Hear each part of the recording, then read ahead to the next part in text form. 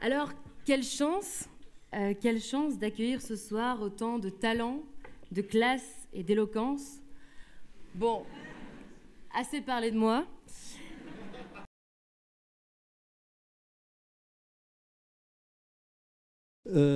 Oui, je crois qu'il faut reconduire l'état d'urgence. Nous sommes confrontés à une menace terroriste d'une extrême gravité qui implique une très grande vigilance.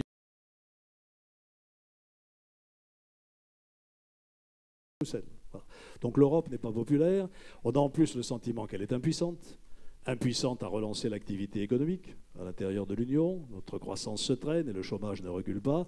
Impuissante à contrôler. Autour de ça, on peut faire renaître un désir d'Europe, hein, une envie d'Europe. Je vais essayer, mais c'est vous qui réussirez ou qui échouerez. Est-ce que vous le sentez? Est-ce que vous ne le sentez pas? Est-ce que vous vous sentez européen ou pas? Ça ne veut pas dire ne pas se sentir français, j'insiste bien là-dessus.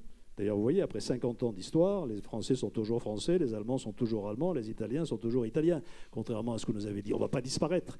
Mais de même qu'on peut assumer la diversité française dans l'unité de la nation, je pense qu'on peut assumer la diversité des nations européennes dans l'unité de l'Europe. Et c'est ça que je voudrais essayer de communiquer.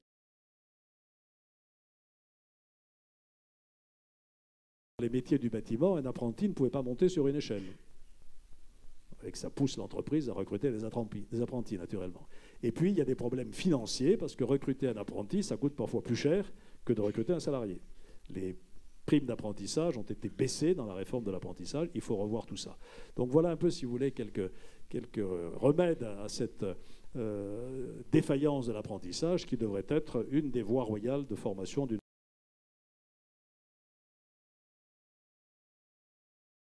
Généralement, à la fin d'un oral d'admission, pour une grande école, on nous donne 1 minute pour convaincre que l'on mérite sa place.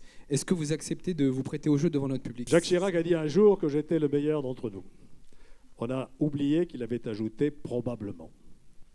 Avec le temps qui passe, je me demande s'il ne faut pas retirer le probablement et être plus affirmatif.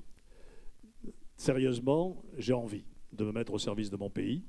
J'aime la France, je pense qu'elle a des possibilités considérables, qu'elle peut se remettre sur son cheval, qu'elle peut repartir de l'avant, surtout grâce à vous. Et je ne dis pas ça pour vous cirer les pompes. Je crois que le point, non pas vous personnellement, je disais vous collectivement. Donc voilà, ma plus grande espérance et ma plus forte motivation, c'est vous. Je ne dirais pas la jeunesse de France, je dirais les jeunes de France, parce que vous êtes divers. Je le disais l'autre jour, il y a des jeunes qui étudient, il y a des jeunes qui travaillent, il y a des jeunes qui sont au chômage, il y a des jeunes qui sont bien dans leur peau, il y a des jeunes qui sont paumés. C'est avec tous ces jeunes qu'il faut faire demain la France que nous aimerons et qui reprendra son rang et son leadership en Europe. Voilà, ouf. Merci.